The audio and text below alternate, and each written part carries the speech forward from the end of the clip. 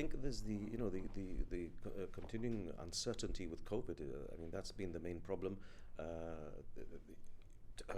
Morocco hasn't opened up for transport, so obviously that has not made the situation even more difficult for Gibraltar to try and re-establish these links. We've been trying, but we need Morocco to actually accept the permissions that they need to have in place before we can actually have an air link or have a ferry link, and that's where we are at. As you know, there are many Moroccan nationals and Gibraltarians of Moroccan descent who haven't been able to visit their friends and family in Morocco for over a year now. So what is the government doing to try and alleviate this situation? Look, the Moroccan community is an integral part of our Gibraltarian family, and this government cares dearly for them.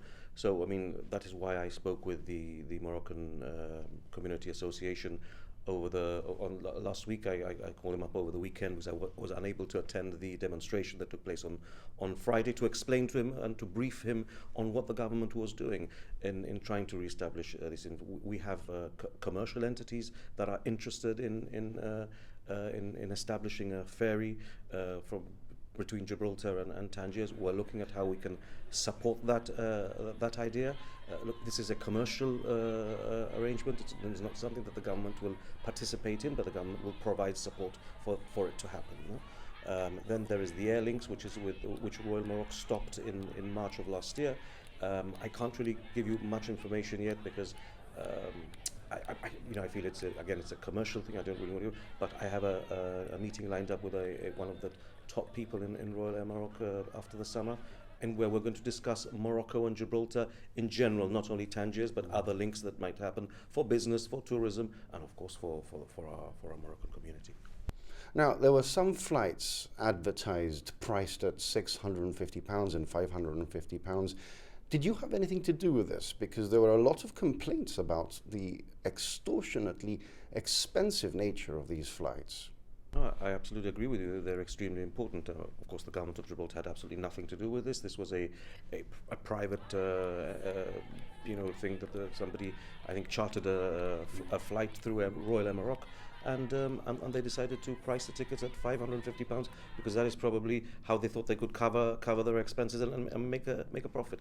But look, the government had absolutely nothing to do with that. As you know, there have been some international diplomatic tensions between Morocco and Spain. Do you feel that perhaps Gibraltar has been caught up in that? I don't really think that Gibraltar has anything to do with the tensions that they have, and really, it's not my place to comment on that. So what's the next step?